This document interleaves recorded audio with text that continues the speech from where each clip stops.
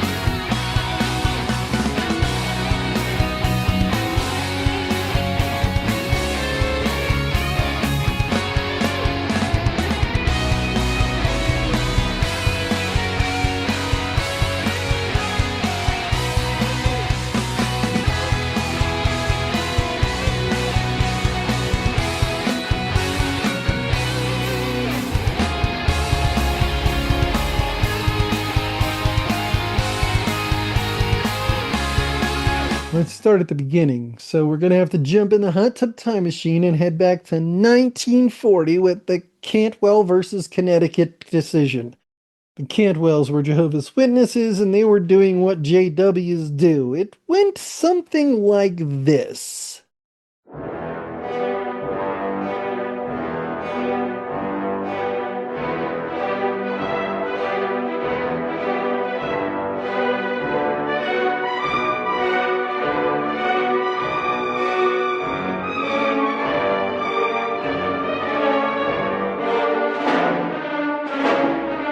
Publishers now exhibit to the people the book entitled Enemies. The purpose is to enable all persons who love peace and righteousness to learn how they may find protection and safety.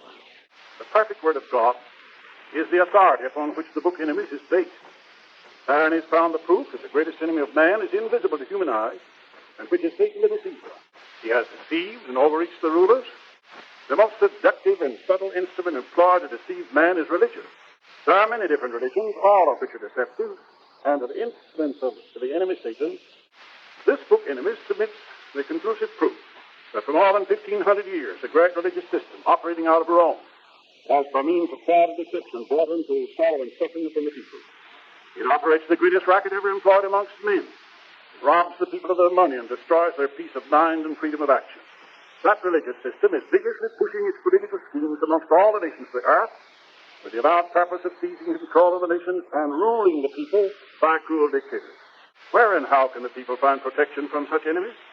The Almighty God in His goodness has made it possible for every person to now get the greatly needed information. The book Enemies submits for your instruction the correct answer to the questions and the complete proof in support thereof. It discloses who are the real friends of honest men, what men must do to find security and life. Because the book Enemies makes known the truth, you will find that the clergymen of all religious organizations will oppose it and try to prevent you from learning its content. Such opposers are your enemies. The Cantwells were arrested and charged with not obtaining a certificate to solicit from the Secretary of the Public Welfare Council. They were convicted and they appealed. The convictions were upheld. The Cantwells appealed to the Federal Supreme Court. Their case involved the first clause of the 14th Amendment, which reads, "All persons born or naturalized in the United States and subject to the jurisdiction thereof are citizens of the United States and of the state wherein they reside. No state shall make or enforce any law which shall abridge the privileges or immunities of citizens of the United States, nor shall any state deprive any person of life, liberty, or property without due process of law, nor deny to any person within its jurisdiction the equal protection of the law." This clause applies the freedom of religion and freedom of speech clauses of the First Amendment to state laws. The First Amendment reads, "Congress shall make no law respecting an establishment of religion or prohibiting the free exercise thereof, or abridging the freedom of speech, or of the press, or the right of the people to peaceably assemble, and to petition the government for a redress of grievances." This means that the laws violated by the Cantwells were unconstitutional. This is when the Freedom of Religion Clause was extended to include all activities of a religious nature. In a stroke of genius, activities of a religious nature were whatever the religious person or group says they are. In 1946, Fred and Marianne McLeod Trump give birth to their fourth of 5 children, Donald J. Trump. 6 years later, in 1952, John Birch Inc., a film distributor, was distributing Roberto Rossellini's film L'Amour in New York State. In this movie, a deeply religious and simple-minded woman is visited by a man in an orchard who speaks with her and gives her some wine. She falls asleep. When she wakes, he is gone. She believes this is a miracle. Later, she learns she is pregnant and also believes this is a miracle. She claims this is a virgin conception. The man who gave her the wine is St. Joseph. The New York Board of Regents screened the film and deemed it sacrilegious and said it could not be distributed in New York State. Burstyn appealed the ruling to the United States Supreme Court. The Supreme Court ruled that motion pictures are included in the free speech clause of the First Amendment. This was the beginning of the end of film censorship in the United States.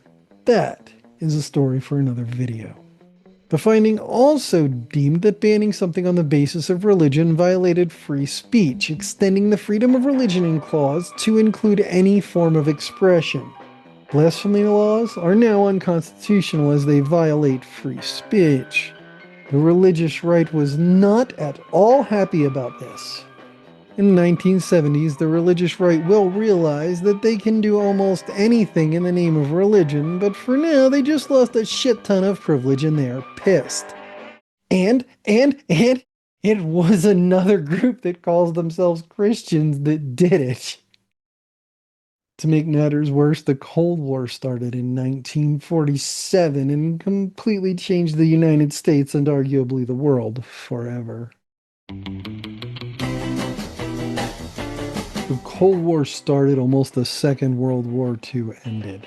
Instead of immediately returning sovereignty to all the countries captured by the Axis powers, the Allies divvied them up like the spoils of war. Some consider John Birch, a missionary from Georgia who was slaughtered by the Chinese when he was sent to accept their surrender, to be the first victim of the Cold War. His name will become important in the next chapter. For now, let's get back to that land split. Russia got what became the USSR, now known as the former Soviet bloc, and we're still having serious issues in that part of the world because of Russia. The remaining allies pretty much returned to sovereign nations except for the Middle East. We just decided to give a large portion of the Middle East to the Jewish peoples, never mind that there were already people on the land. Hey, wait, that's not the first time Europe did that. And yes, that is where all the problems we deal with in the Middle East today started. But that is a story for another video. For this video, it's important to understand that Russia has only been allied with Western Europe when they had a common enemy to defeat, and immediately after defeating that enemy, they returned to being enemies. After World War II, this pattern repeated, but now the superpowers were Russia and the United States, not Russia and Europe.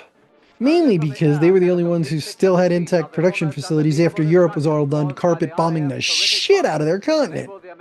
Additionally, the entire world was sick of wars and killing and dying. We had fought 2 world wars in less than 30 years, and enough was enough. So this war would be an economic and socio-political one. The economic aspect was communism versus capitalism. Under communism, the community or the government owns everything and it is doled out to people as needs demand. Under capitalism, things are privately owned and monetized. As in theory, communism is a flat system, there is little to no room for upward mobility. However, under capitalism, everyone industrious enough can become a robber baron, in theory anyway. The political war was authoritarianism versus democracy. Authoritarianism happens when power is centralized and dissent is suppressed. Democracy happens when power is checked and people influence the government through free elections. Sociological aspect was control versus freedom. In any authoritarian system, the populace must be strictly controlled, which is best accomplished through controlling the media and limiting education. In a free society, the people are encouraged to think for themselves, arrive at their own conclusions, and then act upon those conclusions. Authoritarianism requires ignorance, and democracy requires education. This was simplified into communism versus democracy, which doesn't even make sense because it's literally an economic system versus a political system. In the United States, this was a complete mess. Do you agree with what I've said so far? Then why not leave a comment and tell me that? Do you disagree with what I've said so far? Then why not leave a comment and tell me that? Did I get something wrong? Why not leave a comment and a link and tell me that? In 1947, the president of the Screen Actors Guild, or SAG, Ronald Reagan, testified before the House Un-American Activities Committee, or HUAC. During his testimony, Reagan denounced communism but refused to name names and advocated for a more moderate approach to communism in the U.S. In what was dubbed the Red Scare, Senator McCarthy brought us McCarthyism, the practice of accusing people and/or organizations of being or sympathizing with communists or Reds. Witnesses who refused to name names or took too long to answer questions were deemed red, leading to blacklisting and other ramifications without due process. This was one of the most sweeping attacks on due process in the United States, until 2025 anyway. McCarthyism is as close as the United States has ever been to authoritarian rule, and it happened in the 1950s. Just saying. The United States was taught as the good and noble savior of the world, defending freedom and democracy for all from the evil, oppressive communism. Comic books like Captain America and Superman were used to push the message of the good and noble United States fighting the evil commies to the youth. In schools, kids were taught about the evils of the USSR and told that was all there was to communism. Well, in between air raid drills where they hid under their desks because the commies could attack at any time. In this environment, capitalism and democracy are lumped into one diamond, with authoritarianism and communism similarly shown as the same piece of coal. The people started to misunderstand the intricacies and differences between economic and political systems. We will revisit this topic throughout the video, but for now it's important to understand that from the 1950s through at least the 1990s, children were raised to believe that the US were the good and noble savior of the world, fighting against the USSR and those commies' evil empire. With that in mind, let's jump to 1951 and school desegregation. In 1951, in Topeka, Kansas, Oliver Brown got pissed. He attempted to enroll his daughter at the school closest to her home and was told that his black daughter could not attend the white school. She would be bused farther away to the black school. Brown found himself a lawyer, a dozen other pissed off black families in similar situations, and they sued the school board. The District Court for the District of Kansas upheld the 1896 Plessy v. Ferguson ruling of separate but equal, which underpinned all the segregation laws of this era. The NAACP took up the case and appealed it to the federal Supreme Court. In 1954, Thurgood Marshall argued the case in front of the Supreme Court. The court returned a unanimous verdict that separate but equal was inherently unequal and therefore violated the Equal Protection Clause of the 14th Amendment. You remember that. It's the same clause that took the power away from the Christians last time. All persons born or naturalized in the United States and subject to the jurisdiction thereof are citizens of the United States and of the state wherein they reside. No state shall make or enforce any law which shall abridge the privileges or immunities of citizens of the United States, nor shall any state deprive any person of life, liberty, or property without due process of law, nor deny to any person within its jurisdiction the equal protection of the law. Schools were told they had to desegregate, but not told how or when, so they filed for relief from this decision. In 1955, the Supreme Court heard arguments from these school districts in what came to be known as Brown 2. The court upheld its original decision with even more vague language. Schools were to desegregate with all deliberate speed. The court delegated determining the means and speed of desegregation to district courts, and this started the real battle over school desegregation in the United States. Much of America supported the Brown decision except for whites in the southern US. They were pissed. At this point in time, the Republicans were pushing for desegregation and the Democrats were fighting it. That's because the party switch hadn't happened yet. We'll get into that in the next chapter. For now, let's look at the reaction to Brown v. Board. Some students included as plaintiffs in the Brown case were from Farmville, Virginia, the county seat of Prince Edward County. Virginia's governor, Henry F. Boyd, helped create the massive resistance movement, which was wholly focused on fighting school desegregation. In 1951, the black students of Farmville had gone on strike, demanding the facilities at Morton High School equal to the facilities provided at the white high school. You know, like separate but equal says in its fucking name. Boyd closed schools in several cities in the state, including Farmville, to prevent desegregation.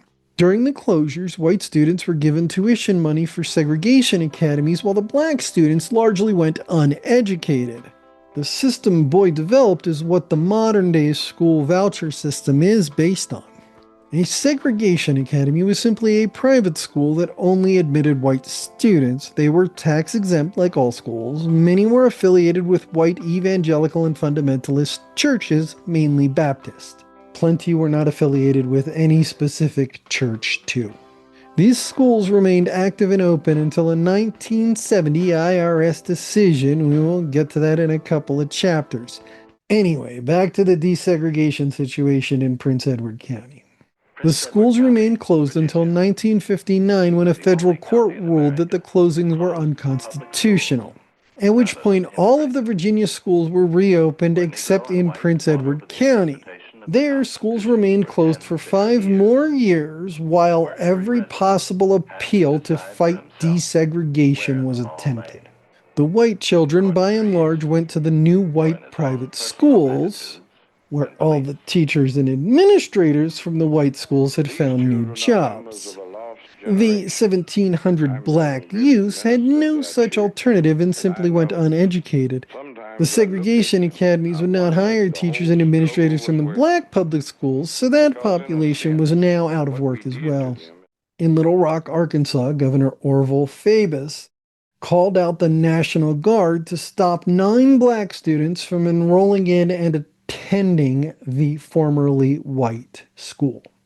So the president called out the 101st Airborne to ensure the students got into the school and remained safe while they were there. Gee, that kind of sounds like the opposite of what Trump is doing now. Several states initiated school choice systems. These systems kept the historically black and white schools both open, but ostensibly allowed individual families to choose which school their children attended. Normally, this resulted in a couple black families' children being admitted to the historically white schools, no whites in the historically black schools, and segregation still pretty firmly in place. The fight around school desegregation continues into the 1970s, so we will be revisiting it. But for now, let's take a look at how John Birch's name becomes important to this story. Do you like candy? Maybe you like Sugar Babies, Junior Mints, or Pom Poms. Well, those are produced by the company that was at one time run by Robert Welch. After Welch retired from the candy business, he founded the John Birch Society, or JBS, in 1958. Unlike Musk, who just stopped running his multi-million-dollar company to take benefits away from the elderly. Welch was a conspiracy theorist, deeply entrenched in the Cold War ideologies of the day. He held a private invitation-only meeting in Indianapolis, Indiana, to an audience of wealthy white businessmen committed to segregation.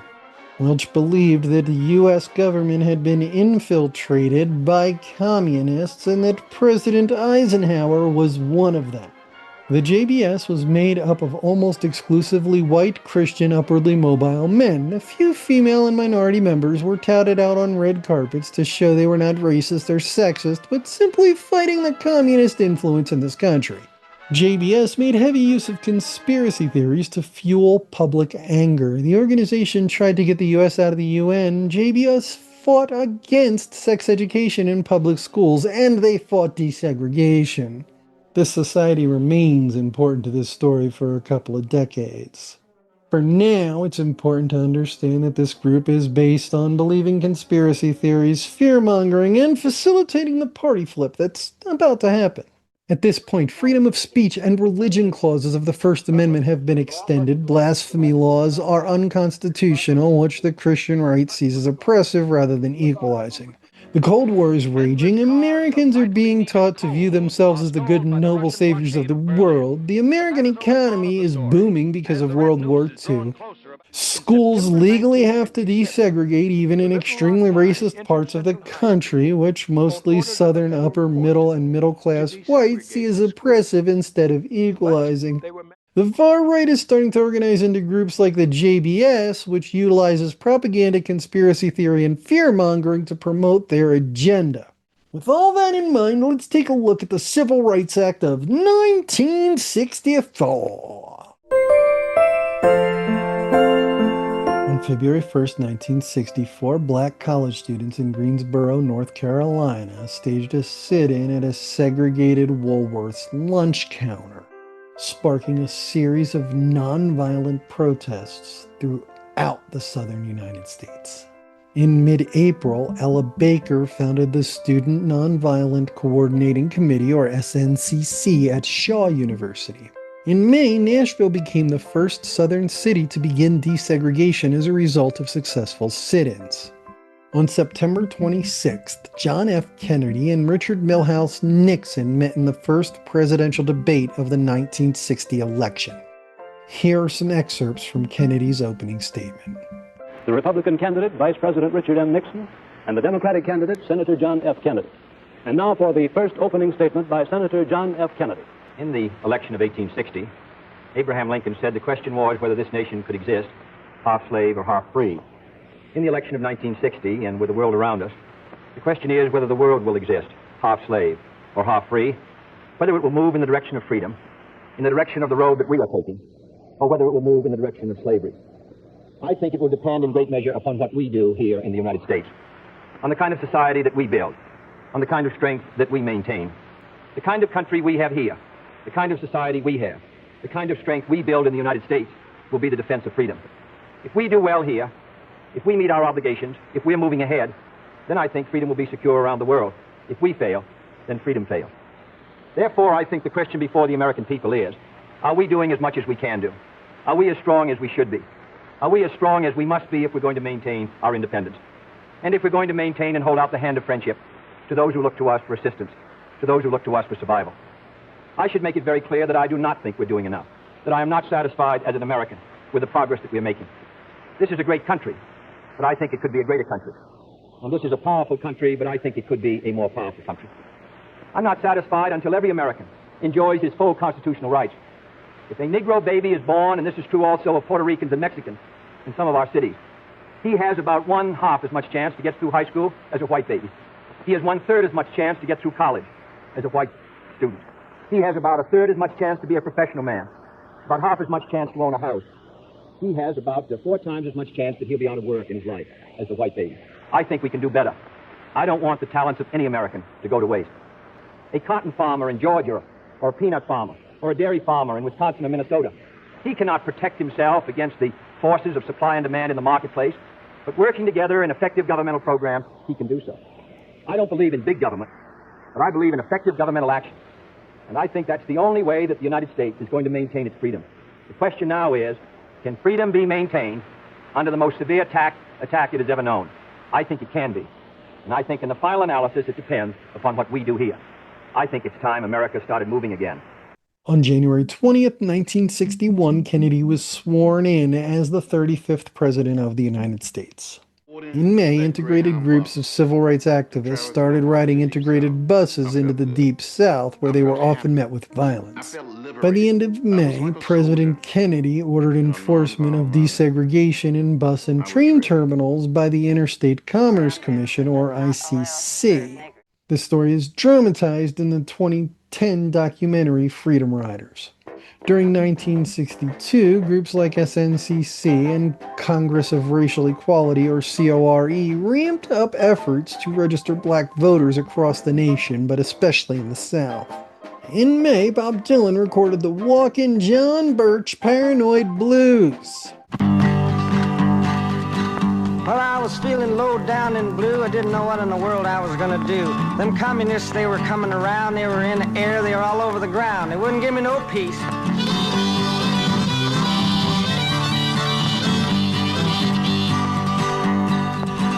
Well, I run down most hurriedly and joined the John Birch Society.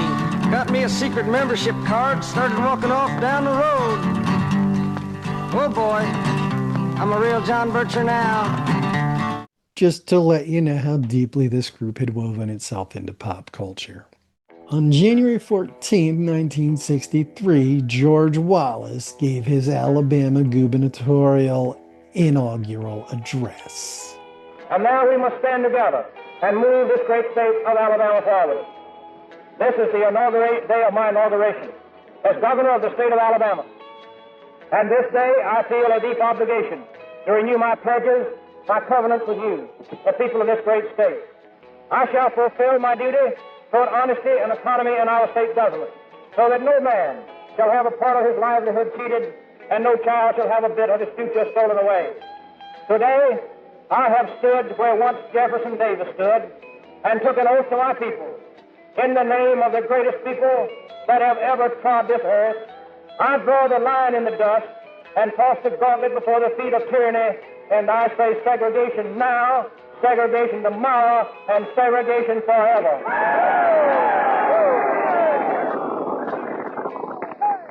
Wallace was not a prophet, unlike Sinclair.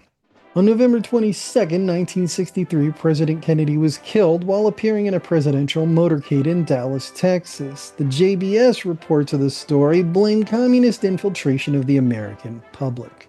In the summer of 1964, SNCC and CORE launch a massive voter registration drive to register young black voters in the South. They even opened freedom schools with the express and stated purpose of teaching young black people what they needed to know in order to pass voter registration exams in Mississippi. In the background, the JBS was circulating pamphlets promoting the idea that the U.S. civil rights struggle was actually a communist plot to tear the nation apart at the seams by making racial discrimination seem worse than it actually was. They went so far as to distribute copies of the Protocols of Zion. This book is a deeply anti-Semitic work that was first used by Nazi propagandists in World War II. Unfortunately, most people did not realize that this was a right-wing group showing Nazi sympathies. These actions allowed the racist whites in the U.S. to feel like they were being patriots and doing the work of good and noble United States by fighting the communist desegregation scheme, while in reality they were taking a large step towards fascism. On June 21st, near Philadelphia, Mississippi, 3 civil rights workers, 1 black and 2 white, were murdered by the KKK with the assistance of local law enforcement. The FBI investigated this case using the codename Mississippi Burning, which would become the name of the 1988 film that dramatized these events. On July 2nd, President Lyndon B. Johnson signed the Civil Rights Act into law. The bill banned segregation in theaters, restaurants, hotels, swimming pools, libraries, and public schools.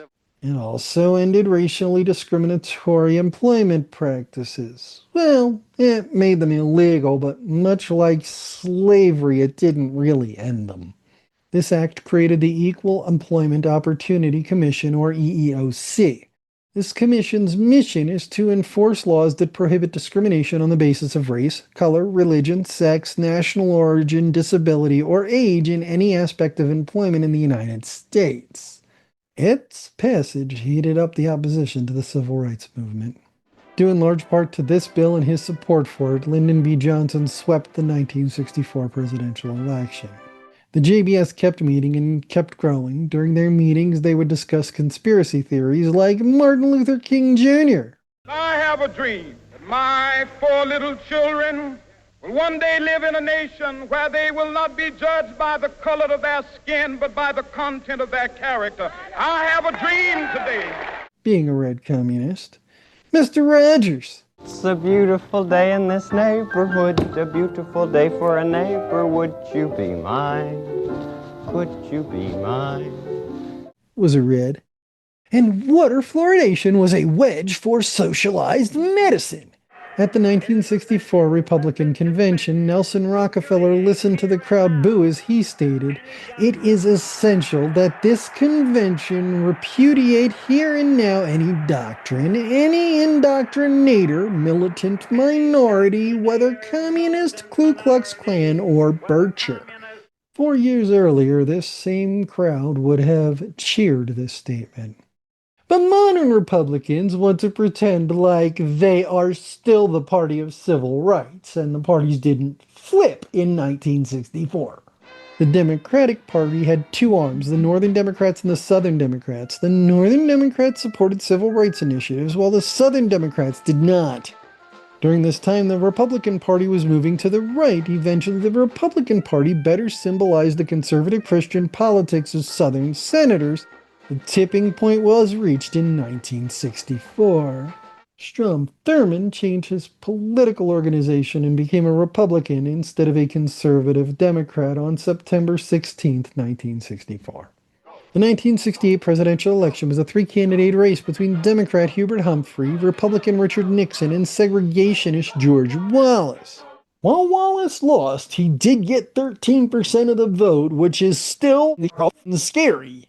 The liberal wing of the Democratic Party, which Humphrey represented, had a huge foothold in the North, but not in the South.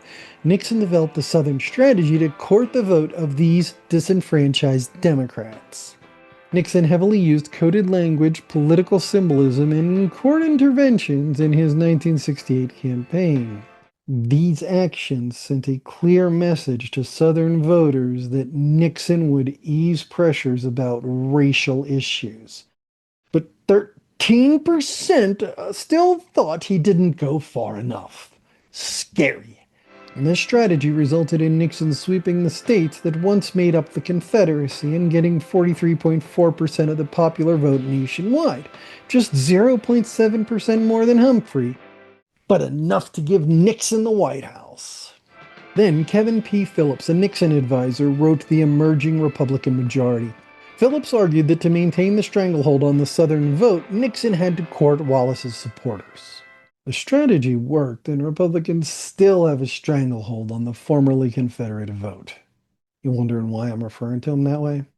Well, it's because if they're going to insist on flying the Confederate flag, I'm going to call them the fuck out. Simultaneously, violent race riots were happening all over the country, but more so in the South. Also during this time, escalating activities in Vietnam led to higher and higher numbers of young men being drafted. War protests were escalating, with the government often meeting non-violent protests with violence. Hey, look! Trump is returning to an earlier time in the U.S.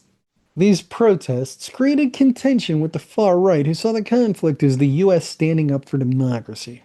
The whole thing was bullshit, but that's a story for another video. And JBS really played into this. In 1969, homosexuality was illegal in many states. In New York State, gay bars could not obtain liquor licenses, which left them open to raids on illegal distribution. The most popular of these establishments was the Stonewall Inn. On June 28th, the Stonewall was raided for the second time in 1 week. The LGBTQIA+ community had had enough. They rebelled against the cops in an uprising that lasted 6 days. This uprising brought LGBTQIA+ rights to the attention of worldwide media and provided the JBS with another culture war to fight. A court ruling finally put a time limit on all deliberate speed from the Brown II ruling back in 1954, and that time limit was 1970. By court order, when public schools opened for the 1970-71 school year, they had to be desegregated. To further complicate things, the IRS had ruled that any private school with racially based admissions policies would no longer be eligible for tax-exempt status. On April 30th, Nixon announced a full-scale invasion into Cambodia, increasing the number of U.S. troops in the area and thereby increasing the draft, which sparked huge numbers of war protests nationwide.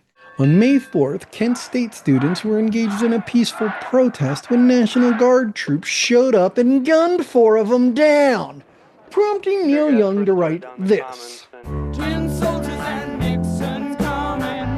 We're finally on our own. This summer I hear the drumming. For dead in Ohio. June 28, 1970 saw the 1-year anniversary of the Stonewall Uprising and the first Pride parades in New York, LA, and Chicago.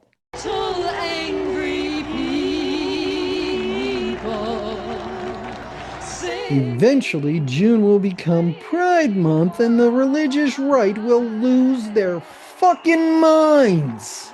In 1971, Swan versus Charlotte Mecklenburg's Board of Education upheld busing as a means of desegregation, This is a huge point of contention through much of the decade, with protests to it reaching north all the way to Boston.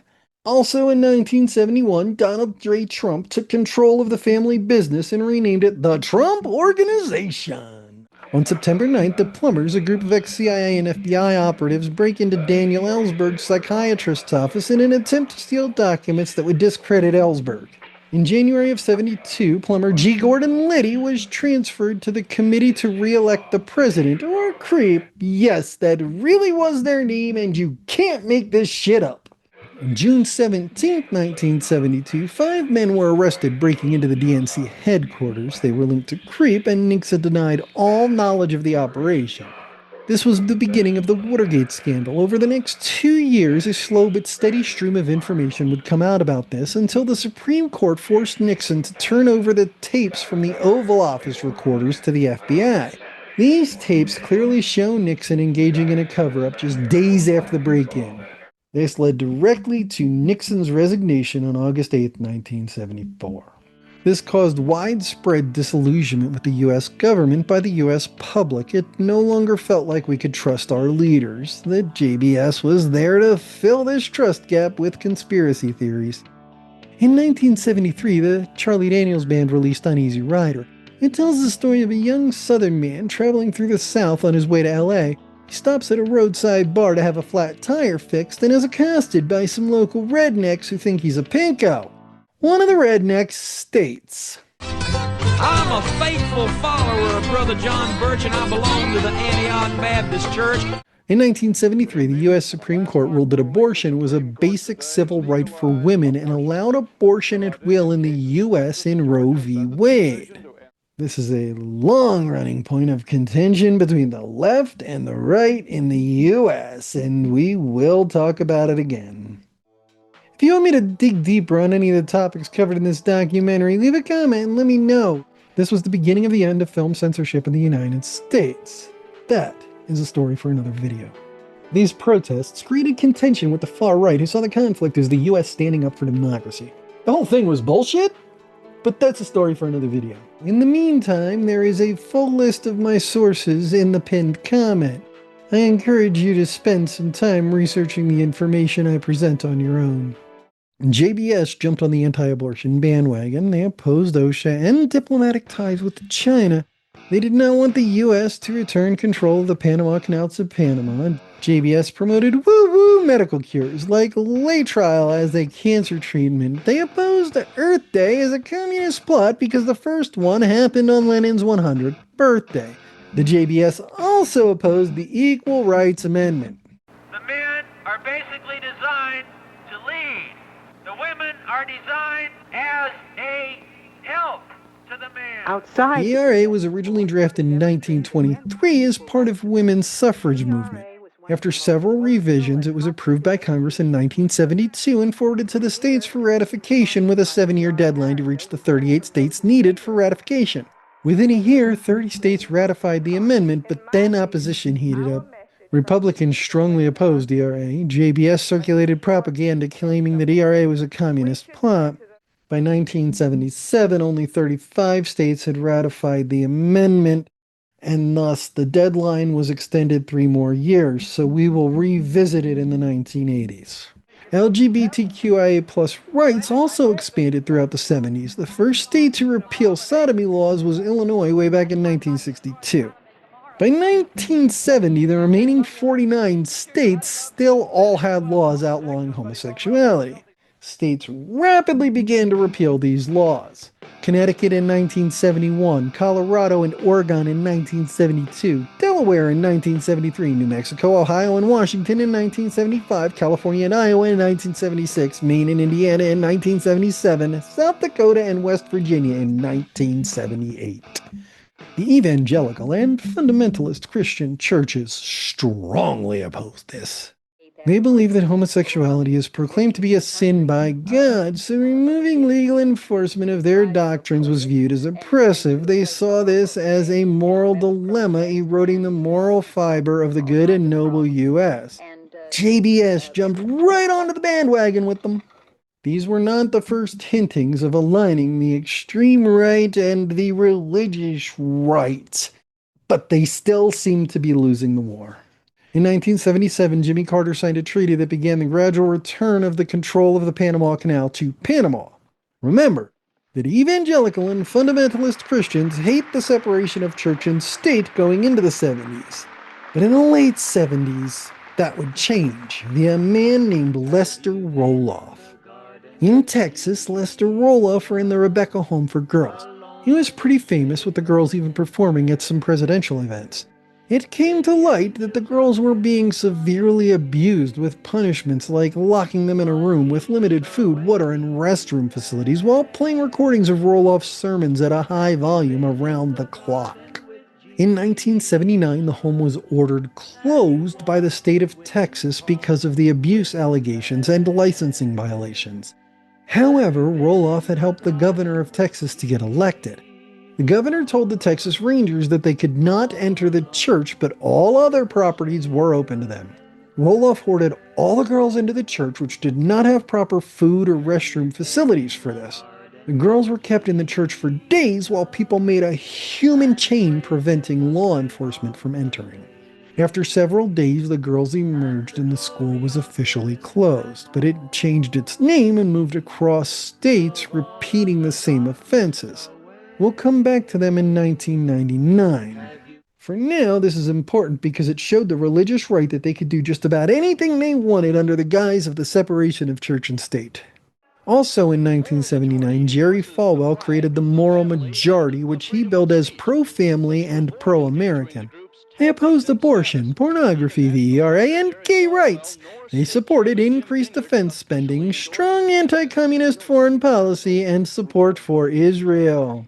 The organization organized and congealed the religious right, helping to get Ronald Reagan elected in 1980. Let's talk about that bullshit.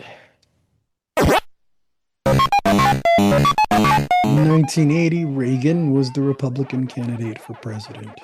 In 1976, Jimmy Carter promised to hold down federal spending and inflation. Today, the federal budget is at an all-time high of $578 billion. In 77, inflation rose to 7%. In 78, it topped 9%. In 79, inflation soared to 18%. After 4 years of hot air, it's time America had a president once again.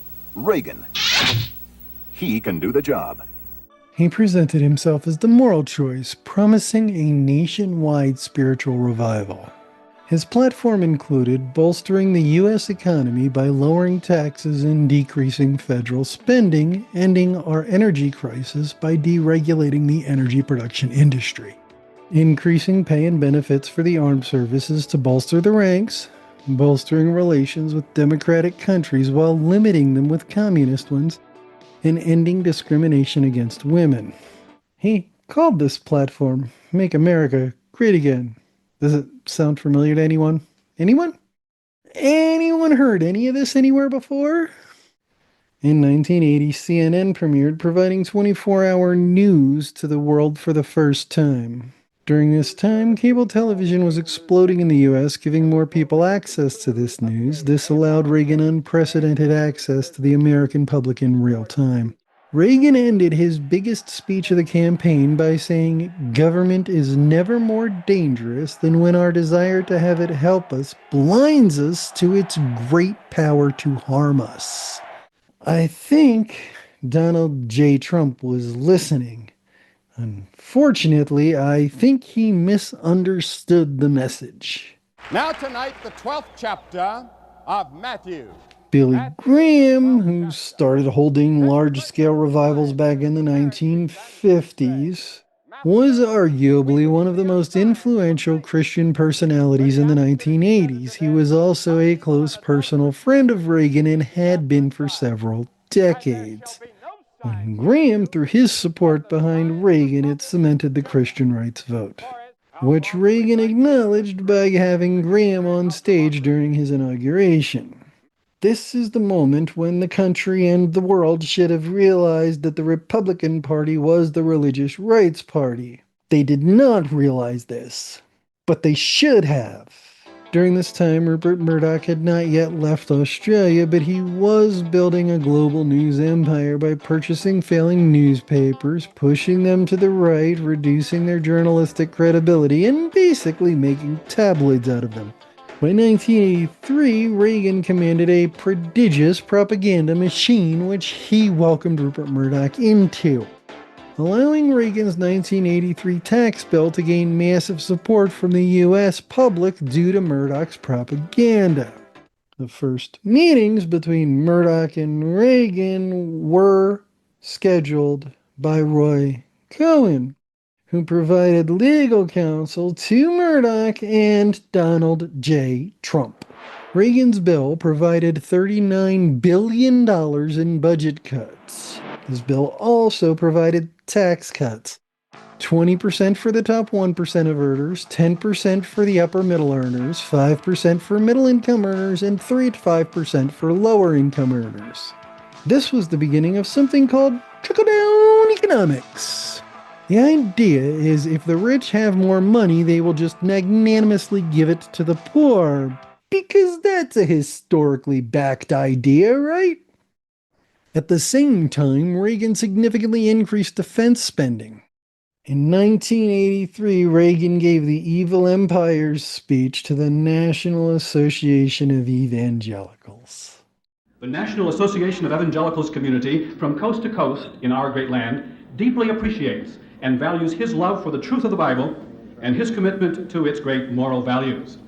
Ladies and gentlemen, the President of the United States, Ronald Reagan.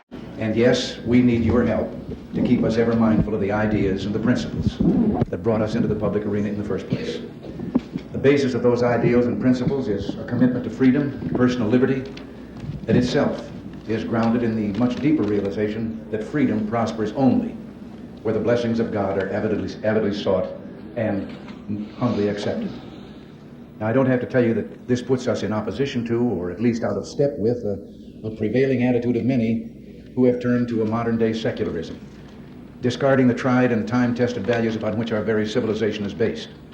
An organization of citizens sincerely motivated, deeply concerned about the increase in illegitimate births and abortions involving girls well below the age of consent, some time ago established a nationwide network of clinics to offer help to these girls and hopefully alleviate this situation. These clinics have decided to provide advice and birth control drugs and devices to underage girls without the knowledge of their parents. For some years now, the federal government has helped with funds to subsidize these clinics. Girls termed sexually active, and that has replaced the word promiscuous, are given this help in order to prevent illegitimate birth or abortion. Well, we have ordered clinics receiving federal funds to notify the parents such help has been given. A judge has recently granted an injunction against an enforcement of our rule. But no one seems to mention morality as playing a part in the subject of sex. Are we to believe that something so sacred can be looked upon as a purely physical thing with no potential for emotional and psychological harm? And isn't it the parents' right to give counsel and advice to keep their children from making mistakes that may affect their entire lives? Freedom prospers when religion is vibrant and the rule of law under God is acknowledged. They sought to protect churches from government interference. They never intended to construct a wall of hostility between government and the concept of religious belief itself. The Declaration of Independence mentions the Supreme Being no less than 4 times. Last year, I sent to Congress a constitutional amendment to restore prayer to public schools. Already this session, there's growing bipartisan support for the amendment, and I am calling on the Congress to act speedily to pass it and to let our children pray. More than a decade ago, a Supreme Court decision literally wiped off the books of 50 states statutes protecting the rights of unborn children. Abortion on demand now takes the lives of up to 1.5 million unborn children a year. Human life legislation ending this tragedy will someday pass the Congress, and you and I must never rest until it does. There's a great spiritual awakening in America. I repeat, America is in the midst of a spiritual awakening and a moral renewal. And with your biblical keynote, I say today, yes, let justice roll on like a river, righteousness like a never-failing stream. The glory of this land has been its capacity for transcending the moral evils of our past. For example, the long struggle of minority citizens for equal rights, once a source of disunity and civil war, is now a point of pride for all Americans. We must never go back. There is no room for racism, anti-Semitism, or other forms of ethnic and racial hatred in this country. I know that you've been horrified, as have I, by the resurgence of some hate groups preaching bigotry and prejudice. Use the mighty voice of your pulpits and the powerful standing of your churches to denounce and isolate these hate groups in our midst. The commandment given us is clear and simple. Thou shalt love thy neighbor as thyself. During my first press conference as president, in answer to a direct question, I pointed out that as good Marxist-Leninists, the Soviet leaders have openly and publicly declared that the only morality they recognize is that which will further their cause, which is world revolution. Well, I think the refusal of many influential people to accept this elementary fact of Soviet doctrine illustrates an historical reluctance to see totalitarian powers for what they are. We will never compromise our principles and standards. We will never give away our freedom. We will never abandon our belief in God. The reality is that we must find peace through strength. I would rather see my little girls die now, still believing in God, than have them grow up under communism and one day die no longer believing in God. Yes, let us pray for the salvation of all of those who live in that totalitarian darkness. Pray they will discover the joy of knowing God. But until they do, let us be aware that while they preach the supremacy of the state, declare its omnipotence over individual man, and predict its eventual domination of all peoples on the earth, they are the focus of evil in the modern world. To ignore the facts of history and the aggressive impulses of an evil empire, to simply call the arms race a giant misunderstanding. I know that was long, but it so succinctly demonstrates so many of the things that I've been talking about in this video so far. I thought it worth including. Reagan's presidency was a major win for the far right as well as the Christian right. In many ways, it birthed Christian nationalism in this country, or at the very least, gave it a national stage. Which is clearly evident in those excerpts I played, but people still did not realize that the Republican Party had been compromised. The Birchers were pretty quiet during this time, but how much of their doctrine did you just hear the sitting president of the United States echo? Besides, we now had Rupert Murdoch's News Corp. Later, Murdoch launched WorldNet, a $15 million a year television satellite network funded by the U.S. government. This provided Murdoch and the U.S. with unprecedented access to spread propaganda worldwide. 1983 is also the year that Donald J. Trump opened Trump Tower in Manhattan. During his first term, a recession set in as a result of Reagan's tax policies. Does that sound at all familiar? U.S. military spending increased by 40%, forcing the Soviet government to overextend itself to keep up. The rhetoric in the U.S. doubled down on the Cold War as a moral fight. Grenada had been taken over by a communist coup. The U.S. evicted the communists in 1983. After walking out of arms control talks in 1983, the USSR boycotted the 1984 LA Olympics, which the right said showed their evil, unreasonable nature. The CIA fed the Soviets faulty software that crippled their gas pipeline, and after this, Reagan restricted technology exports to the USSR. In 1984, Reagan was re-elected even though his tax policies had caused a recession. During this time, Donald J. Trump was expanding the Trump Organization's holdings into casinos, hotels, and golf courses. In 1985, Trump opened the Trump Plaza Hotel and Casino in Atlantic City. During Reagan's second term, he further cut taxes on the rich by another 22%. He also stripped the number of tax brackets to 2. This allowed the top 1% of earners in the U.S. to hoard wealth at a level that hadn't been seen since the robber barons of the late 1800s. In 1987, a global financial meltdown caused news stations worldwide to seek cheaper sources. WorldNet was the cheapest one around, and now the U.S. government's version of events was unchallenged as worldwide news sources got their information from WorldNet. This control of world news media gave the U.S. the ability to write the narrative and make the truth whatever they wanted it to be, which Reagan took full advantage of. Also in 1987, Trump visited Moscow. This trip was organized by Soviet ambassadors and diplomats. Trump was viewing sites for a potential luxury hotel in Moscow. The Soviets were conducting a charm campaign. When Trump returned to the U.S., he began taking out full-page ads in newspapers criticizing U.S. foreign policy, particularly in areas that negatively impacted Soviet interests. We will come back to this story, but for now, Reagan's propaganda machine. Behind the scenes, Reagan's operatives in the CIA were working with Murdoch to aim propaganda at the U.S. public. Still in 1987, Reagan repealed the Fairness Doctrine. The Fairness Doctrine forced news outlets to provide fair and balanced coverage on news items. Fair and balanced. Have you heard a news entertainment station using that as a motto?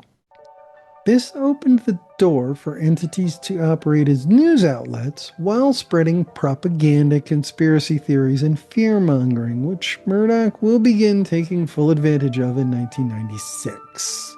And we're still in 1987 when Reagan delivers his speech at the Brandenburg Gate in West Berlin. General Secretary Gorbachev, if you seek peace, if you seek prosperity for the Soviet Union and Eastern Europe, if you seek liberalization, come here to this gate. Mr. Gorbachev, open this gate. Mr. Gorbachev, tear down this wall. That wall did come down, but not until after Reagan was out of office and his Vice President Bush was in his former boss's office. Let's jump to the 1990s and discuss school vouchers, football stars, and entertainment industry moguls. Do you remember those segregation academies from way back in the school desegregation chapter? A segregation academy was simply a private school that only admitted white students. They were tax exempt like all schools. Many were affiliated with white evangelical and fundamentalist churches, mainly Baptist. Plenty were not affiliated with any specific church too. Well, for the most part, they did not just close up shop and go away. They simply started admitting minority children too. These schools provide a Christian education to their students. The religious right had made an important discovery by being forced to open these schools. Much of the information given to people as children is not questioned later in life. This next part is going to seem like a detour. It is not. ChristianBook.com is proud to now offer a Becca book. A Becca book and Bob Jones University Press started publishing curricula that aligned with evangelical and fundamentalist Christian biblical views. Some of the topics taught in these materials include young earth creationism. The materials mock modern science and attempt to demonstrate that a 6-day creation 6,000 to 10,000 years ago is scientifically supported in the name of teaching science to children. Climate change inaccuracies. These materials often downplay or even deny human influence on the climate. The U.S. founding as providential. They teach that the U.S. was founded as a Christian nation by the providence of God. The lost cause narrative. This casts the Civil War as a states' rights issue while minimizing or removing slavery as a primary factor in the war. It promotes the Confederate States as good and noble defenders of states' rights. Anti-LGBTQIA+ agenda. The curricula teach strict gender roles and portray homosexuality and other aspects of LGBTQIA+ as unnatural and sinful, going so far as to decry feminism as evil. They're hostile to modern medicine. The materials often promote faith-based cures to diseases instead of using modern medicine. Additionally, they heavily promote the idea that you should only trust information from faithful Christian sources. In other words, only accept sources that agree with what you already believe. This is indoctrination, not education. All over the country, Christian schools were utilizing these curricula in small schools normally associated with individual churches. In order to understand how effective it is to indoctrinate a child in all these different areas, just ask yourself one question. When was the last time you sat down and talked about the age of the earth with a friend? I mean, I do it all the time, but I'm also a weirdo who makes 2-hour-long videos about how Trump got elected president. Twice. A child well indoctrinated with these ideas is a child likely to stay indoctrinated for their entire life. Okay, let's tie this back to the narrative now. You remember what I said about segregation academies back in the school desegregation chapter? During the closures, white students were given tuition money for segregation academies while the black students largely went uneducated. The system Boyd developed is what the modern day school voucher system is based on.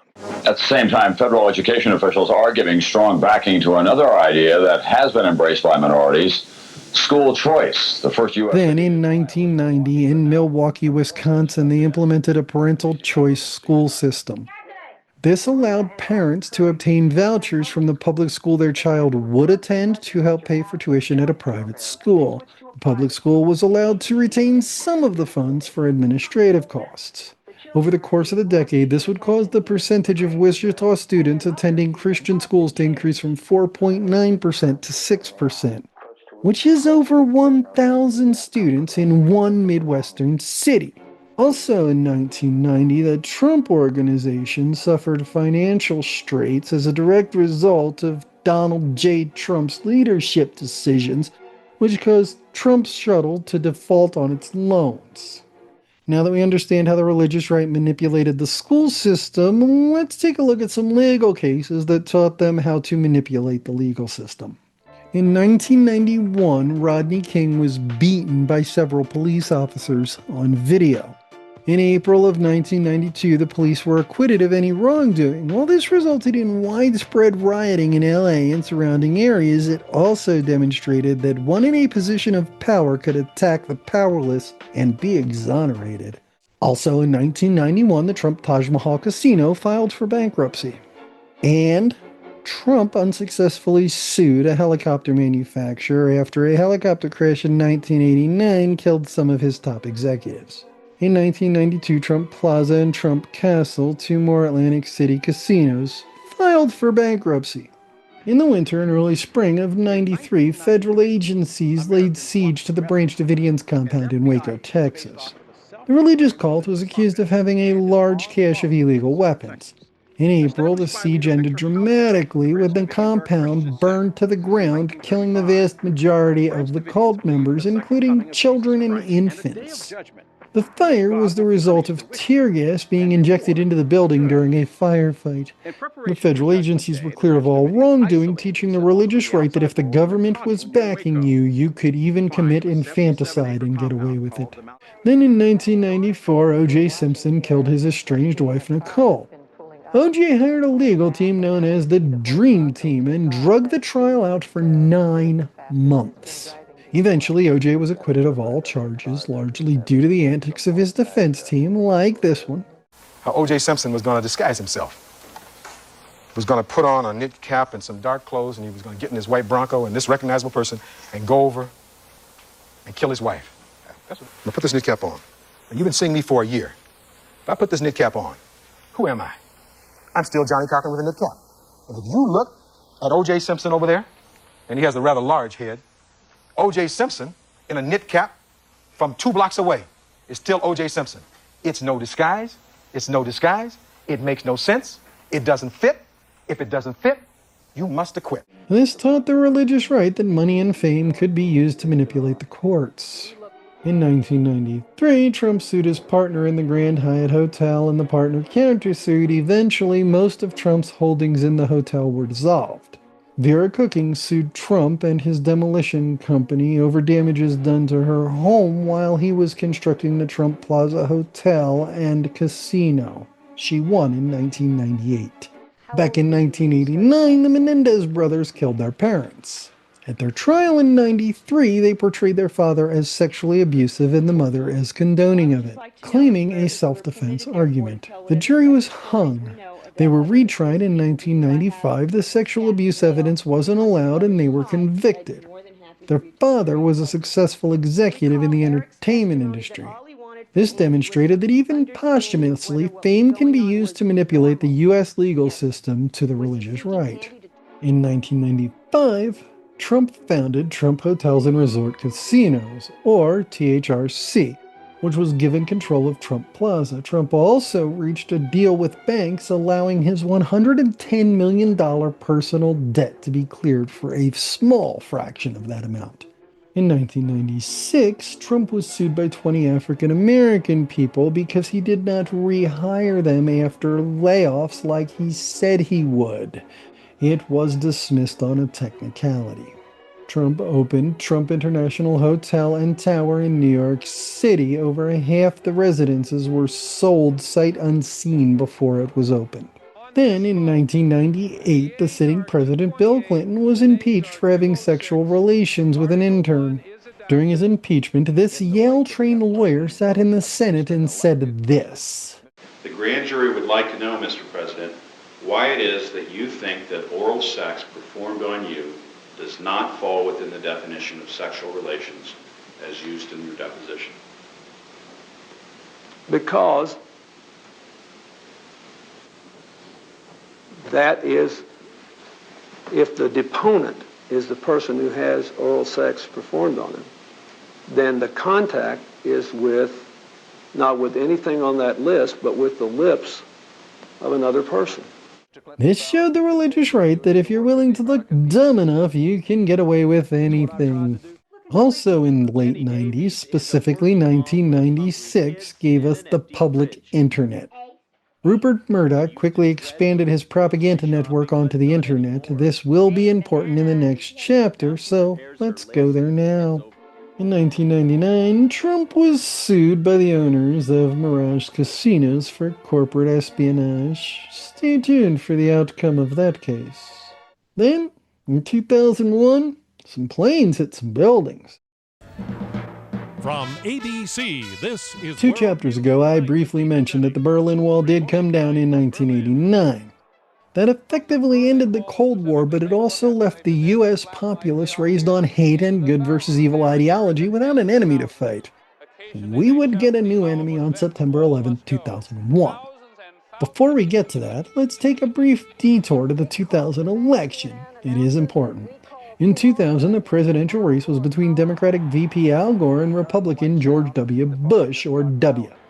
W was the governor of Texas, and his brother Jeb was the governor of Florida.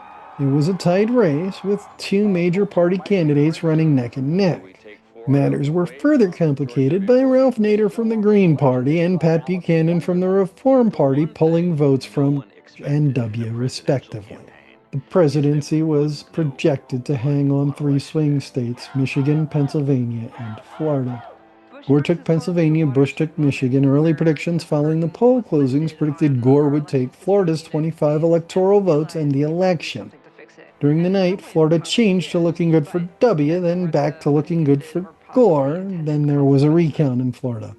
The problem in Florida was the absentee ballots, which at the time the voter had to punch out a little circle of paper next to the candidate they were voting for. These little circles were called chads. Jeb had instructed vote counters to disregard any ballots with hanging chads, meaning they hadn't been completely detached from the ballot. No, this isn't the way it is normally done, and it may have been illegal.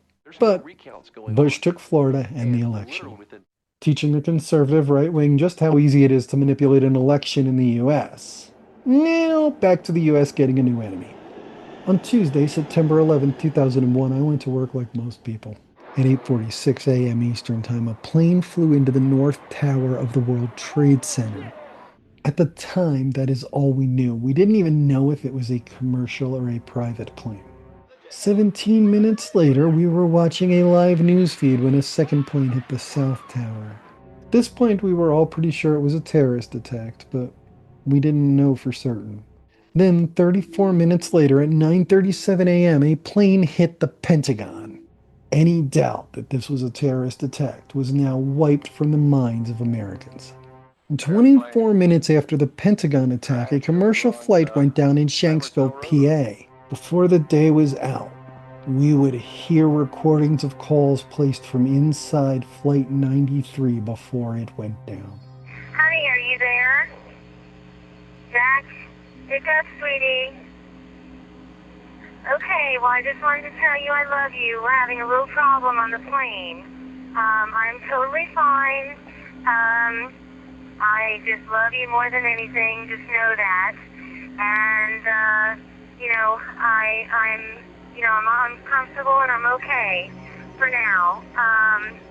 It's a little problem, so I just love you. Please tell my family I love them too. Bye, honey. Elsa, it's Lynn. I only have a minute. I'm on United 93, and it's been hijacked by terrorists who say they have a bomb. Apparently, they have flown a couple of planes into the World Trade Center already, and it looks like they're going to take this one down as well. Mostly, I just wanted to say I love you, and I'm going to miss you.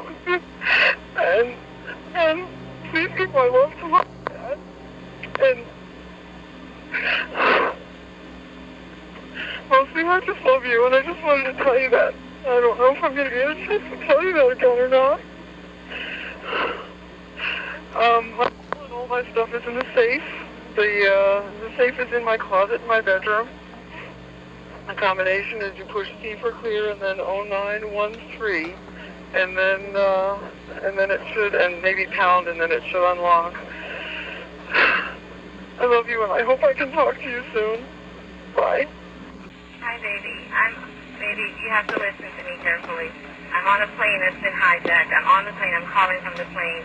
I want to tell you I love you. Please tell my children that I love them very much. And I'm so sorry, babe. I don't know what to say.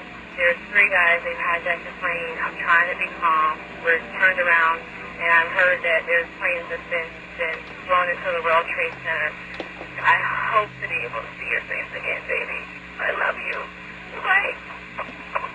Even almost 24 years later, it's hard for me to listen to those calls. Here's a reenactment of the last call made from inside Flight 93 that day. Lisa, do me a favor. Of course. Say the Lord's Prayer with me. Right now, Todd? Okay.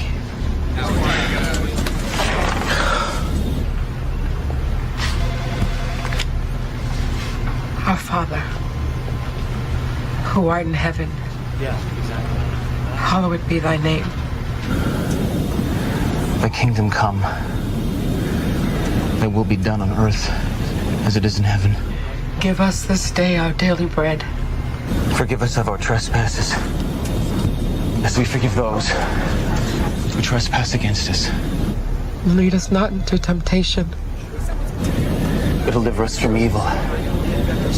For thine is the kingdom, and the power, and the glory, forever and ever. Amen. Amen.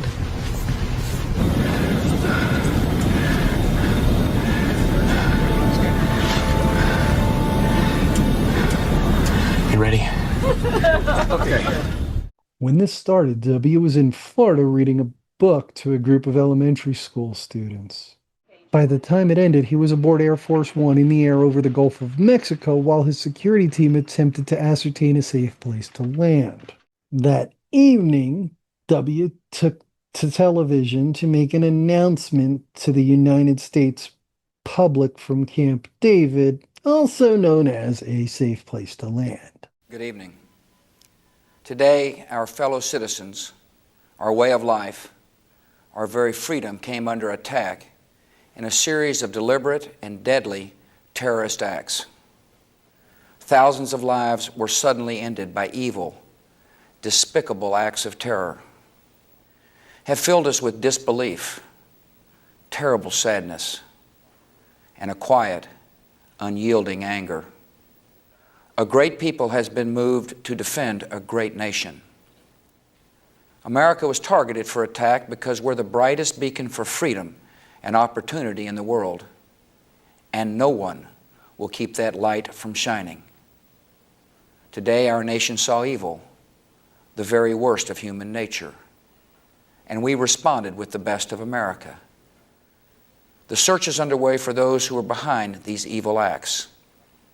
I've directed the full resources of our intelligence and law enforcement communities to find those responsible and to bring them to justice. We will make no distinction between the terrorists who committed these acts and those who harbor them. America and our friends and allies join with all those who want peace and security in the world, and we stand together to win the war against terrorism. This was the beginning of the War on Terror, which would rage for the next 10 years until the man ultimately behind these attacks was taken out by SEAL Team 6. But for now, let's continue talking about the beginning of the war. Neil Young was still around and he was still making music, and he wrote, I know I said I love you. I know you know it's true. I've got to put the phone down and do what we gotta do. One standing in the highway, two more at the door. We got to get inside there before they kill some more. Time's running out. Let's roll. Almost immediately, this had three effects on the US. Serious upgrades to our national security, serious upgrades to anti-Muslim behavior, and keyboard conspiracy experts took to the internet. Let's discuss the airports first. 2 months after the attacks, Bush signed the Aviation and Transportation Security Act. In large measure, this act did not do a lot to change airport security, but it did federalize airport security and create the TSA.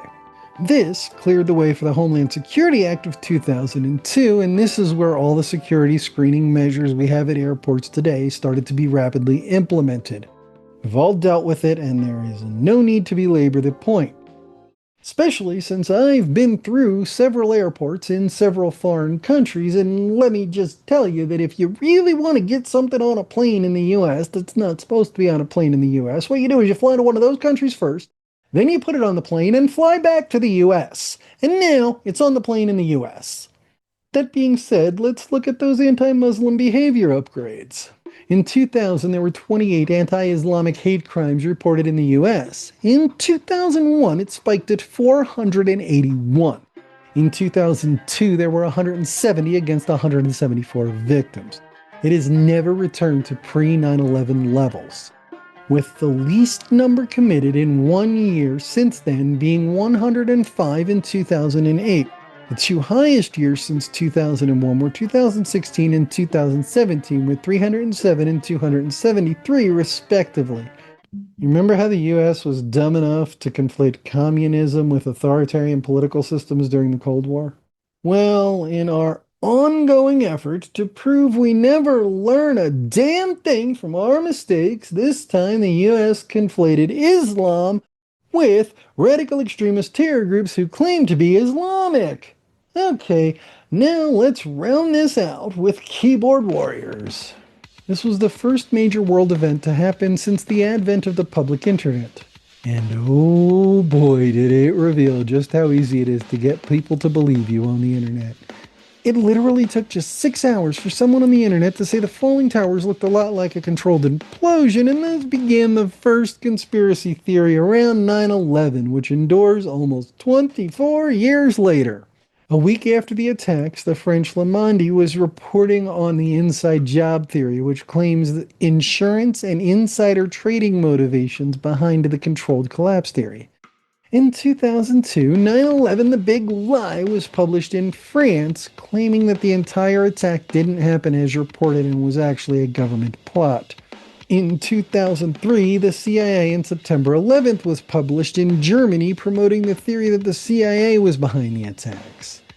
These two books are the seminal works of the 911 truther movement to this day. Both are filled with unverified facts, assumptions, and demonstrably false claims about the attacks. However, keyboard warriors started repeating the claims online and finding new evidence to support their claims. They all seem to miss a very basic fact of investigative work. First, you collect evidence. Then, you figure out what it means. You do not, first, come up with a theory, and then look for things that match up. Maybe I should have started this video with the Keystone Cops, for fuck's sake. So riding on the tide of these attacks and being deep in the war on terror, the US did what it normally does during times of crisis and re-elected W. His second term was focused on national security, which everybody supported. We were gonna show these terrorists that we weren't fucking scared by bending over and taking it right up the ass from our government. Willingly.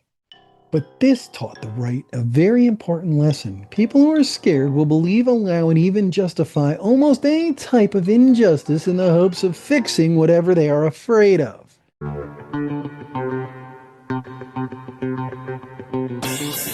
During the same time, Trump had transformed himself from a failed businessman into a successful reality TV star who plays a successful businessman on TV. Remember what I said about celebrities in the US way back in the introduction?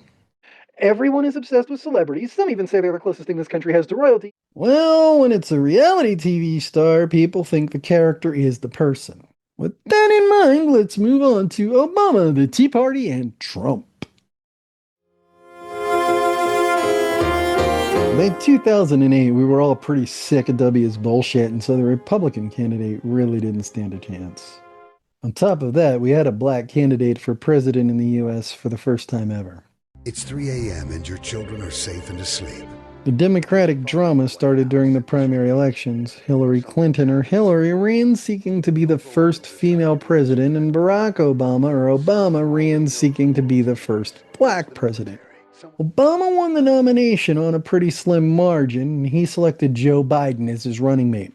The Republican Party ran a McCain-Palin ticket, seeking to be the oldest first-term president and the first female VP.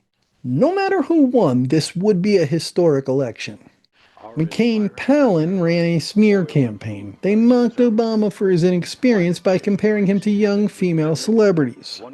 They accused Obama of being Muslim without evidence. They accused Obama of being born outside the US, which would make him ineligible for the presidency. The conspiracy theories were thick and spread rapidly and rabidly online. I guess they were not paying attention to the fact that anti-Islamic hate crimes were at their lowest point since the beginning of the War on Terror. The Obama campaign demonstrated its strength by creating Fight the Smears, a website devoted to providing proof that the smear campaign was based on falsehoods. The Obama campaign stuck to the facts, like McCain voting with W 90% of the time, while W's approval ratings were at historic lows. Don't worry, Trump's going to show up soon. The 2008 election season played out on top of the worst economic crisis the US, the world, had seen in a generation. The subprime mortgage bubble burst in October. If you want a video on the subprime mortgage bubbles, all you gotta do is let me know. I'd love to make that one. This made the earlier dot-com bubble burst look like a bad afternoon. As W was president at the time, Republican fiscal policies were blamed for the crash. In the end, Obama won the popular and electoral vote before hosting the largest inaugural day turnout in history. The election was quickly followed by the birther movement. The birthers claimed that Obama was born in Kenya while his father was on diplomatic deployment there for the US government. The anti-Obama rhetoric was laced with coded language and racism. There was even a meme made showing Obama turning into a monkey. In 2011, Trump appeared at the Conservative Political Action Committee, or CPAC, for the first time. Let's watch some excerpts of that. Thank you very much. Great to be here. While I'm not at this time a candidate for the presidency, I will decide by June whether or not I will become one. Is that the United States has become a whipping post for the rest of the world. The world is treating us without respect. They are not treating us properly. They talk about, I think, raise the taxes on some of these countries that are taking advantage of the United States. I've always been told that a person of great accomplishment and achievement cannot become a politician or run for political office because most successful people don't want to be scrutinized or abused, and that's what happens. Our current president came out of nowhere. I love open markets, but not when China's manipulating their currency. Not worse than China, worse than everyone, OPEC. They are truly ripping us. And we're not going to be paying $7 and $8 and $9, which, believe me, in a year or two from now, you're going to be paying that. as sure as you're sitting there.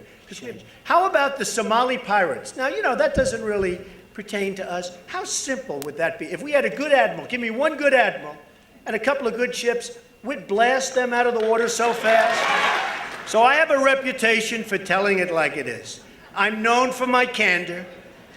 If I run and if I win, this country will be respected again. I'm pro-life. I'm against gun control.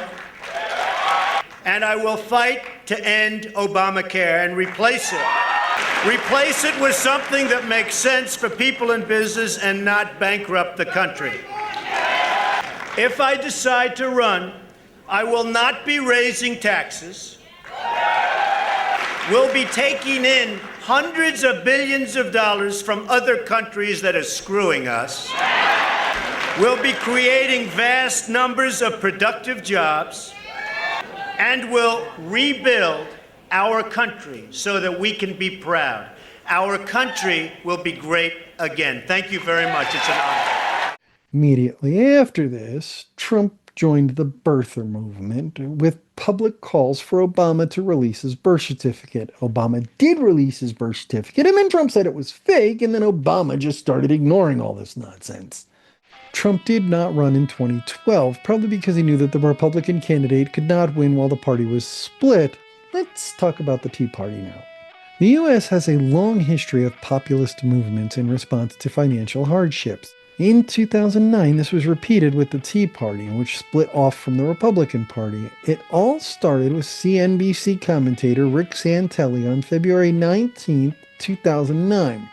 He gave a speech that decried Obama's bailout package and called for a Chicago Tea Party, referencing the Boston Tea Party, while saying the bailout would subsidize the losers' mortgages. Historically, populist movements distrust businesses, especially bankers. This one distrusted the government and loved free trade. The movement was promoted heavily by Fox News and through social media. The libertarian vibe drew disaffected Republicans, while its anti-government sentiments pulled in paramilitary militia movement members. The ranks were also bolstered by, let's be honest, racists from the birther movement. Obama is a socialist, and Obama is a Muslim camps. America is ready for another revolution. In February of 2010, they held their first convention with Sarah Palin as the keynote speaker. Glenn Beck was supporting the movement on his Fox News shows. House Republican Majority Leader Dick Cheney supported the movement, as did Jim Demet, a Republican senator from South Carolina. In November of 2009, they backed Doug Hoffman in a special election in New York State, forcing the Republican candidate out of the race. Ultimately, the Democrat won the race, but this demonstrated the power of the Tea Party. When Ted Kennedy died, he was replaced by Tea Party candidate Scott Brown in January of 2010. In May of 2010, they supported Rand Paul in a special election, resulting in his election to the Senate. The midterm primary saw several Tea Party candidates win the nomination of the Republican Party. Ultimately, the Republicans took the midterms and gained or grew control of the House and Senate. However, the writing was on the wall. If the Tea Party decided to run their own candidates instead of backing Republican ones, it would be the end of the Republican Party. Over the next 2 years, the RNC worked hard to court the Tea Party back into their ranks, but the Tea Party was ideologically rather than politically based, so they could only be courted by the Republican Party becoming the Tea Party, which they did. In 2012, Obama won re-election. The Tea Party contention seemed to go away to everybody outside the RNC. But the RNC was becoming further radicalized, which would become obvious to everyone in the 2016 election. The 2016 election was between Hillary Clinton and Donald J. Trump. and Clinton's campaign was plagued by scandalous hacker-obtained emails released on WikiLeaks. Trump made headway with extremist groups, and even when he did things that would have been political suicide a decade earlier, his base was not swayed. Grab him by the pussy. Trump courted the neo-Nazi and racist portions of the public by his use of Steve Bannon, who had founded the racist Breitbart Press. His change to a pro-life platform and promises to return to traditional American values courted the religious right. He also spoke extensively about how Hillary was unfit for the job of president. I'm Hillary Clinton, and I approve this message. Hillary used a more traditional approach to her campaign, and she did get into the vitriol at some points, but always quickly returned to her traditional politics.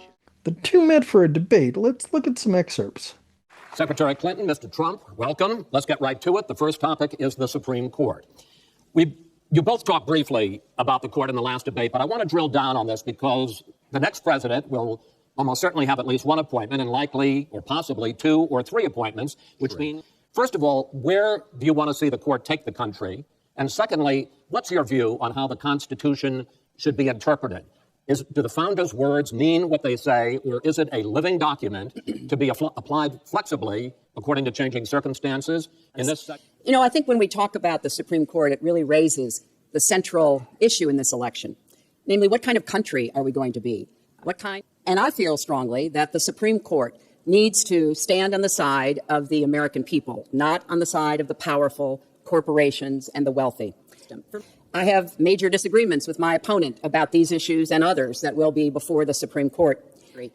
It is important that we not reverse marriage equality, that we not reverse Roe v. Wade, that we stand up, Citizens United, we stand up for the rights of people in the workplace, that we stand up and basically say the Supreme Court should represent all of us. Thank you, everybody. The Supreme Court, it's what it's all about. Our country is it's just so imperative that we have the right justices. Something happened. We need a Supreme Court that, in my opinion, is going to uphold the Second Amendment and all amendments, but the Second Amendment, which is the justices that I'm going to appoint will be pro-life. They will have a conservative bent.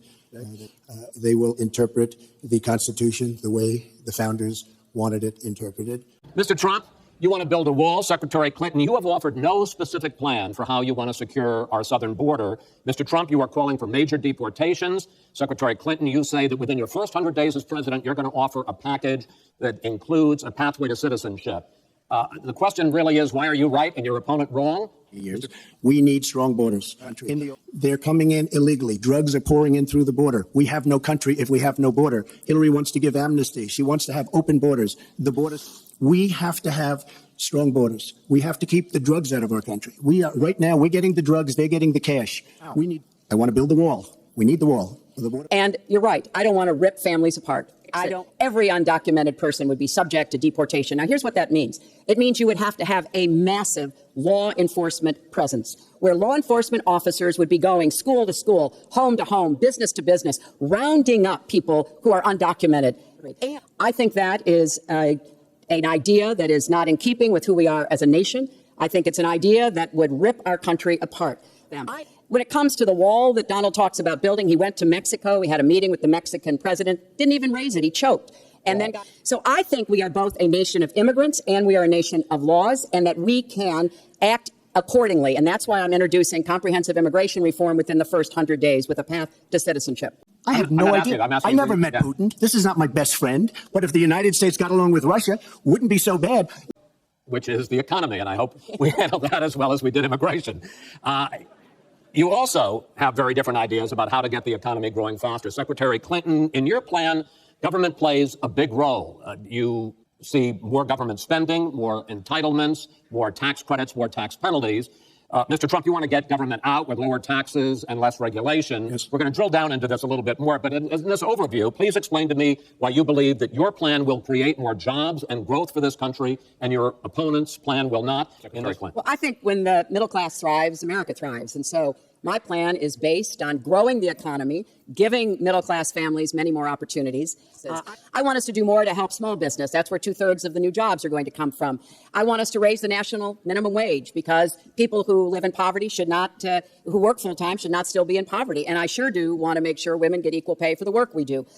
I feel strongly that we have to have an education system that starts with preschool and goes through college. That's why that is a plan that has been analyzed by independent experts, which said that it could produce 10 million new jobs. By contrast, Donald's plan has been analyzed to conclude it might lose 3.5 million jobs. Why? Because his whole plan is to cut taxes, to give the biggest tax breaks ever to the wealthy and to corporations, adding. And she can say all she wants about college tuition, and I'm a big proponent. We're going to do a lot of things for college tuition, but free trade does. We're going to have a lot of free trade. We're going to have free trade, more free trade than we have right now. I am going to renegotiate NAFTA. And we're going to cut business taxes massively. They're going to start. He's going to advocate for the largest tax cuts we've ever seen, 3 times more than the tax cuts under the Bush administration. The loser concedes to the winner, not saying that you're necessarily going to be the loser or the winner, but that the loser concedes to the winner and that the country comes together in part for the good of the country. Are you saying you're not prepared now to commit to that principle? What I'm saying is that I will tell you at the time. I'll keep you in suspense. Well, okay? Chris, let me respond to that because that's horrifying. Hillary Clinton won the popular vote by a significant margin. Trump got enough electoral votes to take the office. This video is really long, so let's just do some bullet points from Trump's 2016 presidency. Trump enacted sweeping tax reform with corporate tax cuts of 14%, leading to a significant increase in the national deficit. Enacted justice reforms, reducing mandatory minimum sentences and granting early release credits. Trump entered into a trade war with China by imposing tariffs. The retaliatory tariffs hurt U.S. farmers and manufacturers without lowering the trade deficit. He withdrew from the Iran nuclear deal to attempt to force them to accept more restrictions. They refused to sign a new agreement and now operate without any oversight. If the intelligence reports conclude that Iran can enrich uranium to a level that concerns you, would you consider bombing the country again? Without question, absolutely. Trump constructed about 450 miles of border barriers, mostly upgrades or repairs, and all paid for by the U.S. Utilizing a zero-tolerance illegal immigrant policy, families with illegal parents and legal children were ripped apart. He appointed 3 Supreme Court justices and over 200 federal judges, all politically conservative, changing the balance of the federal courts for at least a generation. 2020 brought us another election and the COVID-19 pandemic. Trump's initial response to the pandemic was to deny it existed. This was probably the worst thing he could have done because it was only a matter of time until every U.S. citizen knew someone affected by it. There was almost a complete shutdown in the country as most governors issued temporary orders restricting movement and forcing businesses to close while the medical community figured out how to deal with the crisis. Trump was against this. Trump's supporters openly disobeyed these orders, helping infection rates stay high and even increase. He publicly decried wearing masks, and his supporters rallied behind this. This kept the infection rates high. Trump signed stimulus bills that amounted to people who were on unemployment receiving an additional tax-free $600 per week. For perspective, that's like having a job paying $20 an hour, and that's on top of the unemployment they got from their actual jobs. In 2017, the U.S. economy grew by 2.3%, but in 2020 it shrank by 3.4%. At the end of the day, Trump's reaction to the COVID-19 pandemic cost him the 2020 election. Let's talk about that. I already mentioned that the COVID-19 pandemic hit in early 2020. It plays as a backdrop to this entire chapter. We knew from the start that this was going to be a dramatic election cycle. The year started dramatically, with for the 3rd time in history the sitting U.S. president being impeached beginning on January 15th. Trump called the new Ukrainian president, a former comedian and TV star, Vladimir Zelensky, in July of 2019.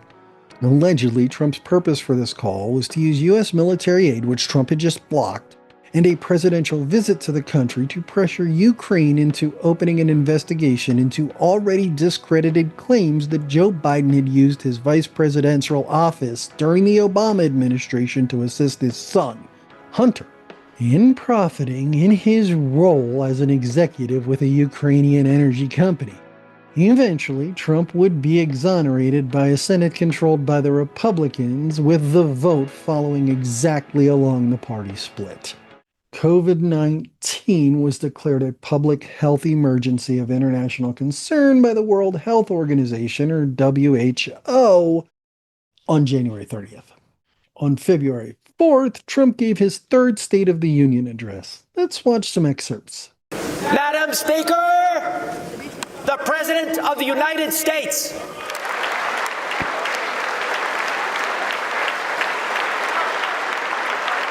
Members of Congress, the President of the United States. 3 years ago, we launched the Great American Comeback. Tonight, I stand before you to share the incredible results. Jobs are booming, incomes are soaring, poverty is plummeting, crime is falling, confidence is surging, and our country is thriving and highly respected again.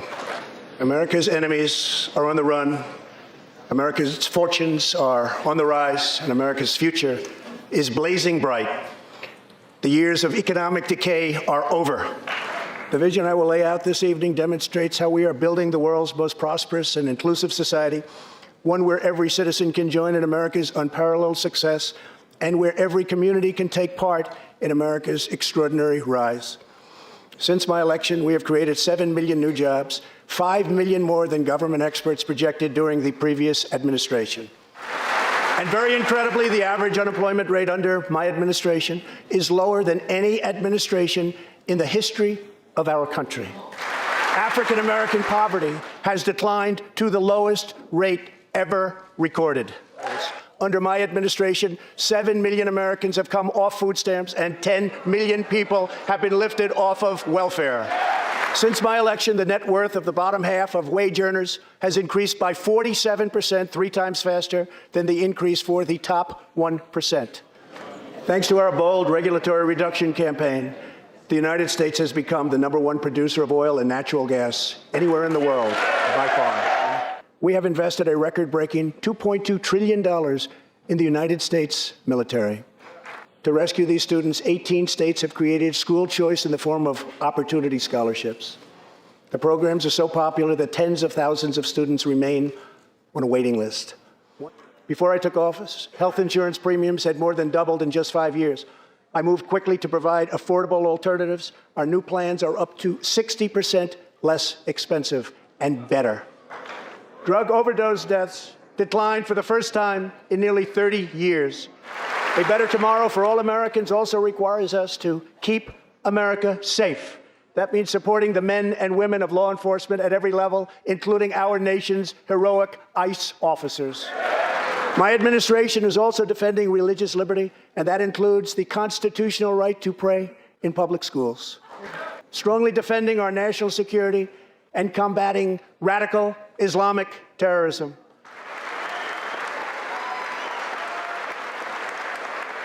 After this speech, Trump kept denying that the COVID-19 pandemic was a public health crisis, while 375,000 U.S. residents died from it. Through the spring and summer, the political race heated up. Trump was regularly making disparaging remarks about Biden. Biden refuted some of them and made some of his own attacks. States were ramping up COVID protections. Trump was still publicly stating that COVID restrictions were unconstitutional, while at the same time signing legislation that gave people unemployed because of COVID an extra $600 a week. Trump was also suing states that wanted to almost exclusively use mail-in voting to help prevent the spread of COVID-19. On at least 2 occasions, Trump violated local health ordinances to hold campaign rallies. Race relations were reaching a state not seen since the 1960s. There were several race riots around the country. Early in the year, George Floyd was killed after being accused of passing a counterfeit $20 bill. In the early fall, Breonna Taylor was murdered by police in her own bed after they responded to the wrong address. The Black Lives Matter movement surged as a result. The All Lives Matter and Back the Blue movements were started by racists in response to this. On this backdrop, Biden and Trump met for the first presidential debate on September 29. By November, things in the country had not cooled at all, and Biden won the election. Trump immediately began claiming that the election was stolen and accusing Democrats of widespread voter fraud. He lost almost every case he brought in the courts, and those he did not lose outright only had very small amounts of claims upheld. On January 6, 2021, the Senate was assembled to certify the vote for the President of the United States, and that is when this happened. And I saw thousands of people here, but you don't see hundreds of thousands of people behind you because they don't want to show that. We have hundreds of thousands of people here, and I just want them to be recognized by the fake news media. Turn your cameras, please, and show what's really happening out here, because these people are not going to take it any longer. They're not the media. The media is the biggest problem we have as far as I'm concerned. Single biggest problem. They rigged an election. They rigged it like they've never rigged an election before. And by the way, all of us here today do not want to see our election victory stolen by emboldened radical left Democrats, which is what they're doing, and stolen by the fake news media. That's what they've done and what they're doing. We will never give up. We will never concede. It doesn't happen. You don't concede when there's theft involved. We will stop the steal. We will not let them silence your voices. We're not going to let it happen. And I hope Mike is going to do the right thing. I hope so. I hope so. Because if Mike Pence does the right thing, we win the election. All Vice President Pence has to do is send it back to the states to recertify.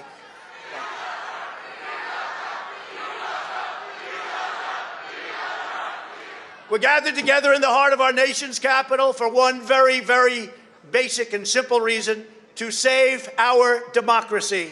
Years, Democrats have gotten away with election fraud and weak Republicans, and that's what they are. There's so many weak Republicans, and we have great, because you'll never take back our country with weakness. You have to show strength, and you have to be strong. I know that everyone here will soon be marching over to the Capitol building. Our country has been under siege for a long time. Today we see a very important event, though, because right over there, right there, we see the event going to take place. And I'm going to be watching, because history is going to be made. We're going to see whether or not we have great and courageous leaders, or whether or not we have leaders that should be ashamed of themselves in this country. We will not be intimidated into accepting the hoaxes and the lies that we've been forced to believe. Over the past several weeks, we've amassed overwhelming evidence about a fake election. They also want to indoctrinate your children in school by teaching them things that aren't so.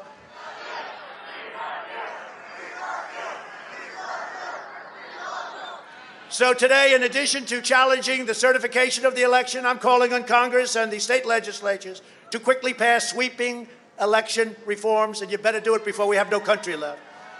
We must stop the steal, and then we must ensure outrageous election fraud never happens again, can never be allowed to happen again. But if we allow this group of people to illegally take over our country, because it's illegal when the votes are illegal, together we are determined to defend and preserve government of the people, by the people, and for the people. That have happened, and we fight. We fight like hell. And if you don't fight like hell, you're not going to have a country anymore. So let's walk down Pennsylvania Avenue. I want to thank you all. God bless you, and God bless America. Thank you all for being here. This is incredible. Thank you very much.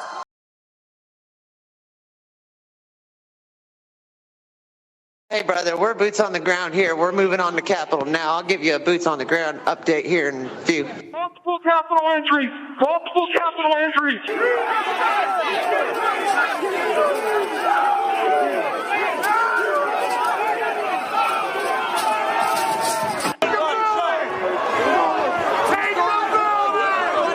Trump, we are still taking metal, sharpened objects, missiles, to include bottles and rocks, and hand-thrown chemical-grade fireworks. This is now effectively a riot. 1349 hours declaring it a riot.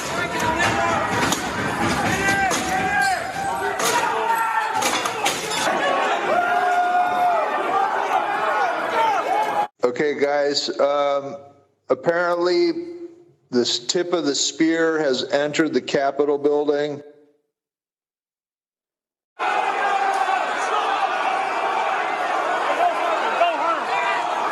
If I give this up, They're going to have to run next to us. At least this Capitol we can defend. We got to hold what we have. Take your pins off.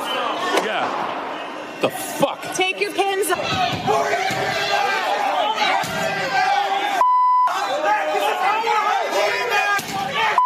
Here's the 50 who's pranked. 1033. I repeat, 1033. Here's from the Capitol. We have been pranked and we've lost the lives.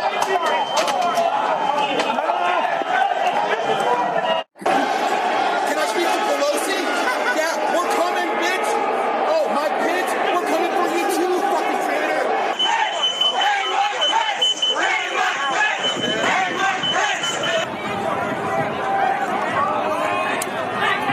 They've got the gallows set upside this Capitol building. It's time to start fucking using them.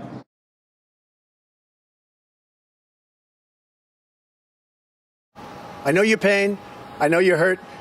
We had an election that was stolen from us. It was a landslide election, and everyone knows it, especially the other side.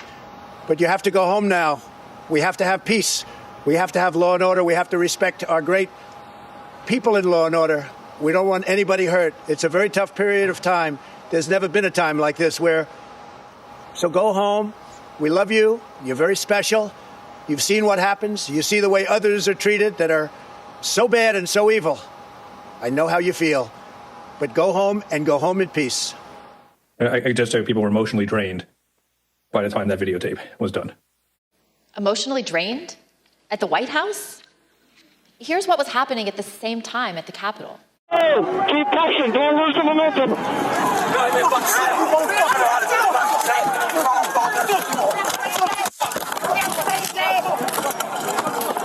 There's another officer unconscious. The terrorist. What terrorist? Everybody, we need gas masks. We need weapons. We need strong, angry patriots to help our boys. They don't want to leave.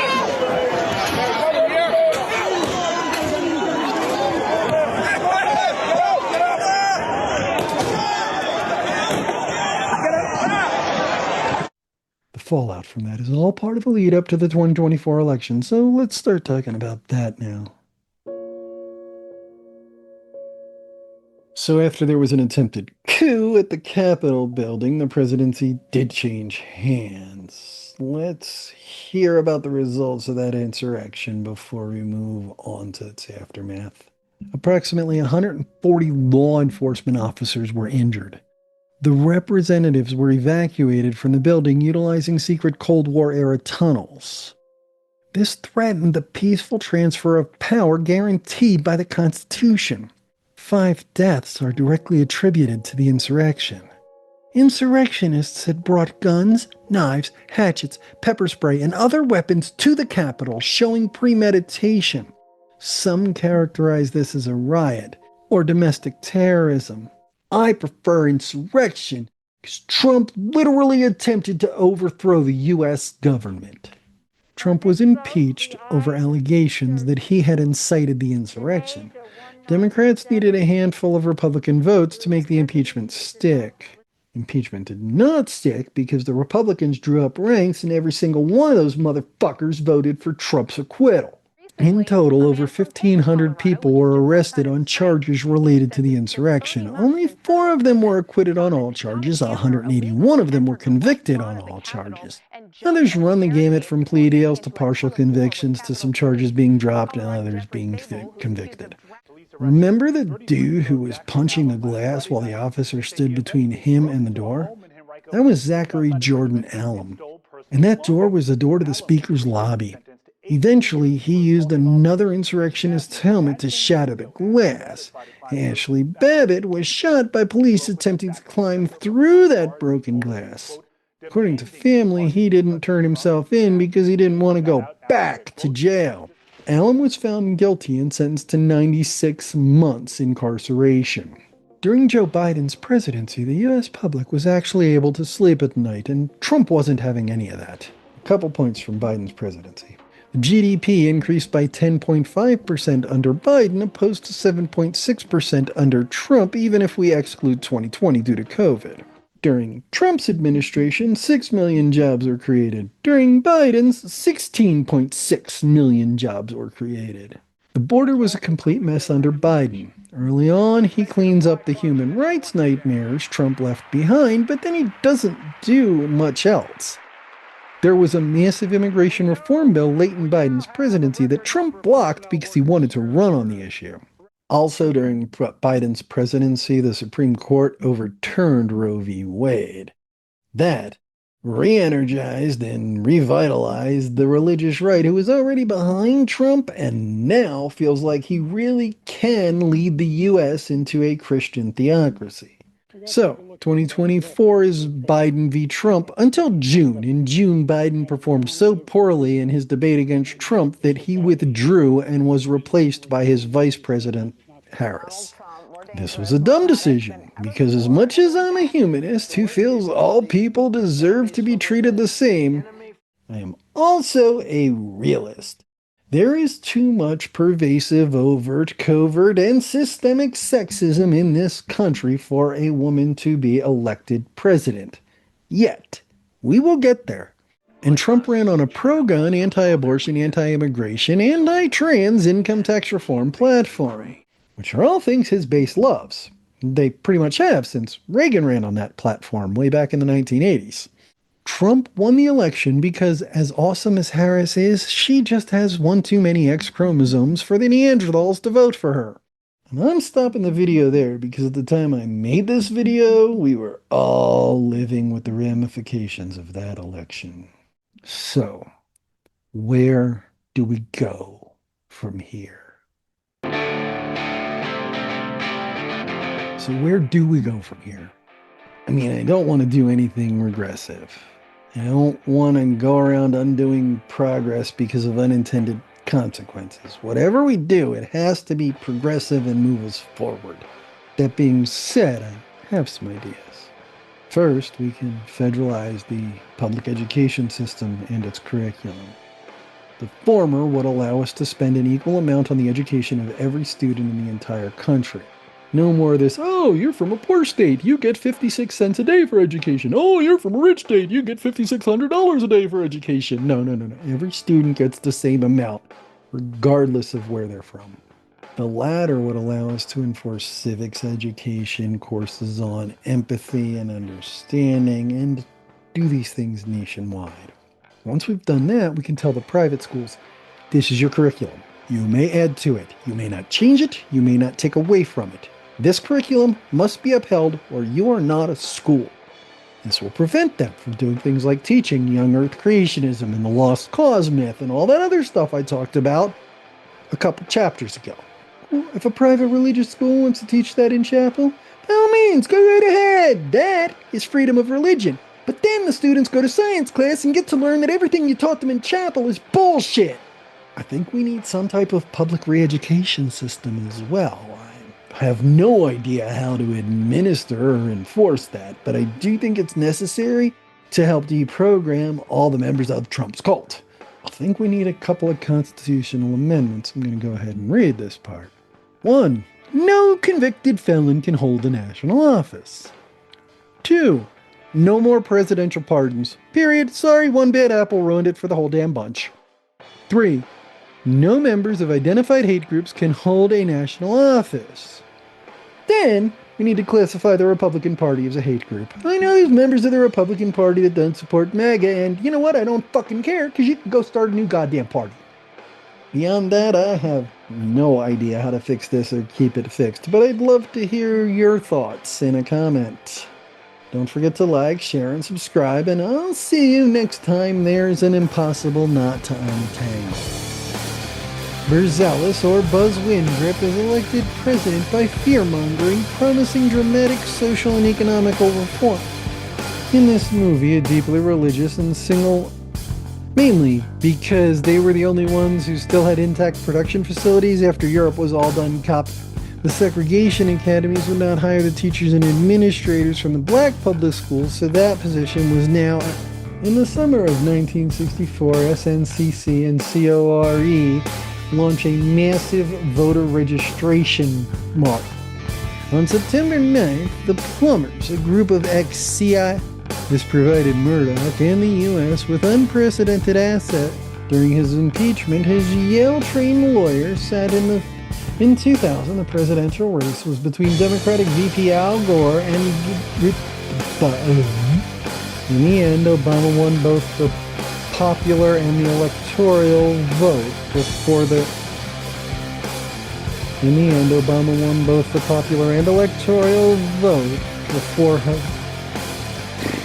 In the end, Obama won both the popular and electoral vote before hoarding the largest. He appointed 3 Supreme Court justices and over 200 federal judges. Allegedly, Trump's purpose for this call was to use U.S. military aid, which Trump had just blocked, as a